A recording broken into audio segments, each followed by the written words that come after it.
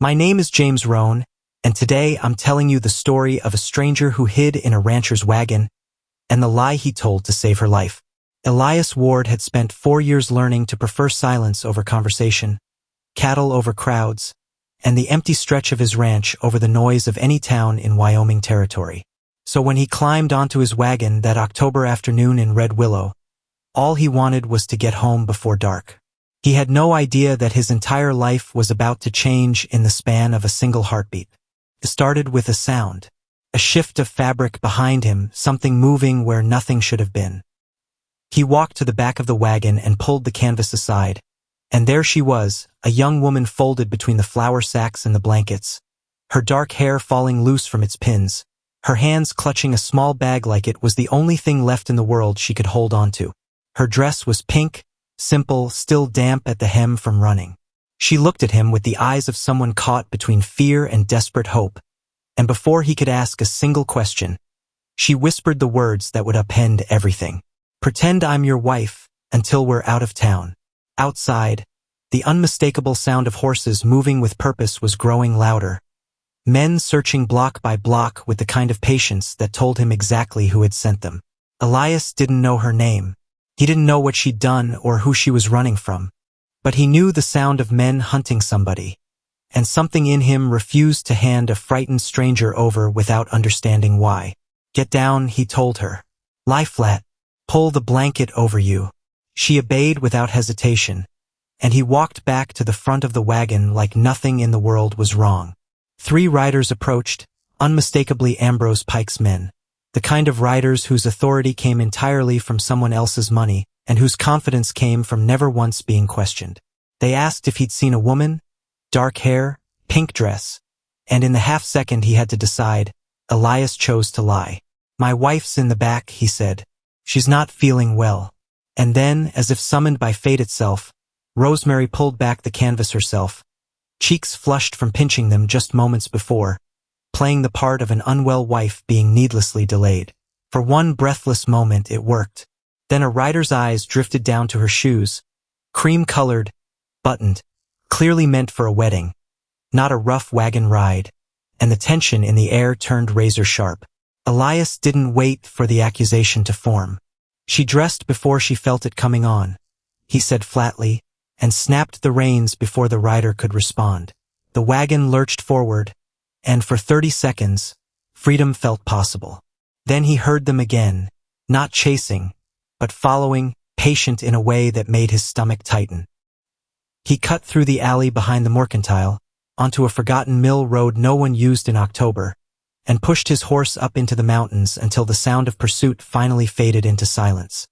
He had rescued a stranger on instinct alone, with no idea yet what kind of danger he had just invited into his life. Stay with me, because what Rosemary reveals next changes everything.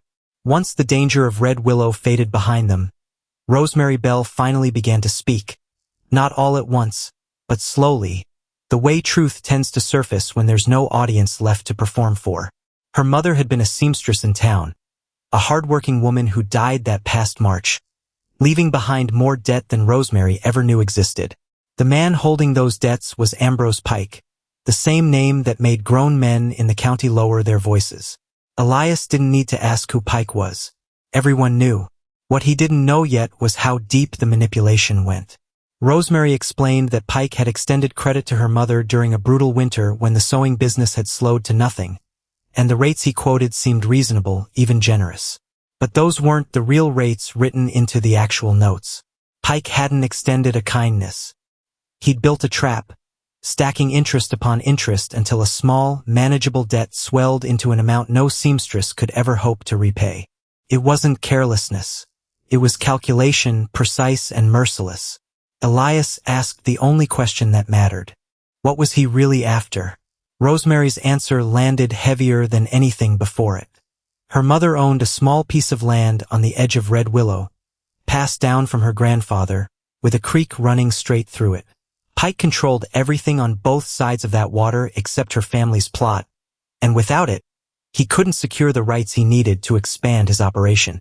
The wedding scheduled for that very afternoon, the one Rosemary had fled in a stolen moment of courage, wasn't a rescue from debt at all. It was the final piece of Pike's plan, a legal shortcut to seize land he'd been quietly maneuvering toward for years. Elias sat with that revelation as the wagon climbed higher into the mountains, the gold aspens and thin autumn sky offering no comfort against what he now understood. He asked whether the property was legally hers. Rosemary admitted uncertainty. Her mother's will named her as the rightful heir, but Pike claimed the debt transferred with the estate, that the land was the only asset large enough to settle what was owed. She didn't know enough about the law to challenge him. Elias did. His late brother had once practiced law before choosing the frontier instead, and he remembered enough to know that for Pike's claim to hold, the original notes needed to specifically list the property as collateral at the time they were signed. If they didn't, Pike's entire scheme could collapse under real scrutiny.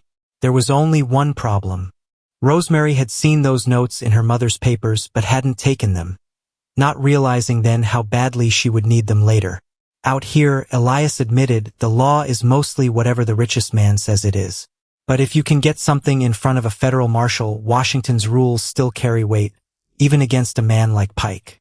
For the first time, Rosemary looked at him like his words actually mattered, like hope wasn't entirely gone. Behind them, Pike's men were making calculations of their own, and neither Elias nor Rosemary yet realized that the real danger of the night wasn't riding on horseback at all. Keep watching, because nature is about to become their biggest threat. The storm arrived the way mountain storms in Wyoming always seem to, without warning and without mercy, rolling down from the north with an authority that made escape impossible. Elias saw the clouds building and pushed the horse as hard as he dared, but the ranch was still too far, and the mountains were closing in fast. Instead, he steered them toward an old line cabin he'd used years earlier during summer grazing season. A small, forgotten shelter with a stone fireplace and firewood stacked outside from habit. A quiet testament to a man who always prepared for winter, even when he didn't expect to need it. They got the horse settled in the lean-to, pulled the wagon alongside the cabin, and stepped inside just as the sky truly broke open. Rosemary hadn't complained once during the entire journey. Not about the speed, not about the cold, not about her ruined wedding shoes or the fact that she hadn't eaten a single bite since morning. She sat by the single chair in the cabin, taking in the sparse room with the calm expression of someone quietly determining that she could manage, that she had survived worse than this. When Elias mentioned there was food waiting in the wagon, she was already moving before he could offer to get it himself. She returned through the storm with salt pork, flour, and coffee, cutting and preparing the meat before he even finished building the fire. A small but telling detail he noticed and chose not to comment on. They ate together as the storm raged outside, and Elias found himself waiting for something else to follow.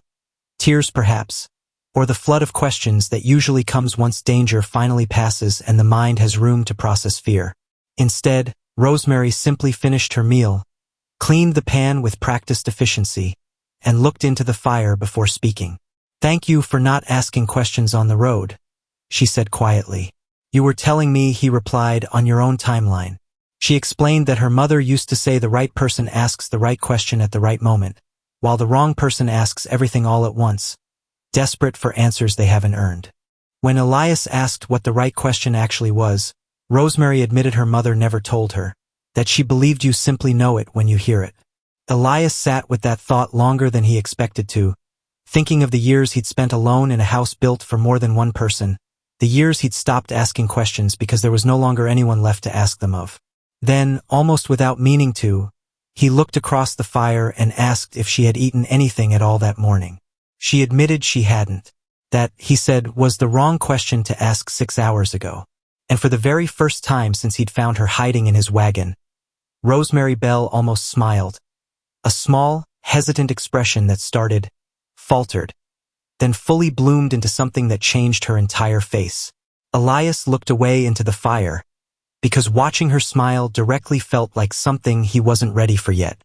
If you want to see where this connection leads next, stay close, because their story is only just beginning. If Elias and Rosemary's story pulled you in, hit subscribe so you don't miss what happens when Ambrose Pike comes looking for her himself.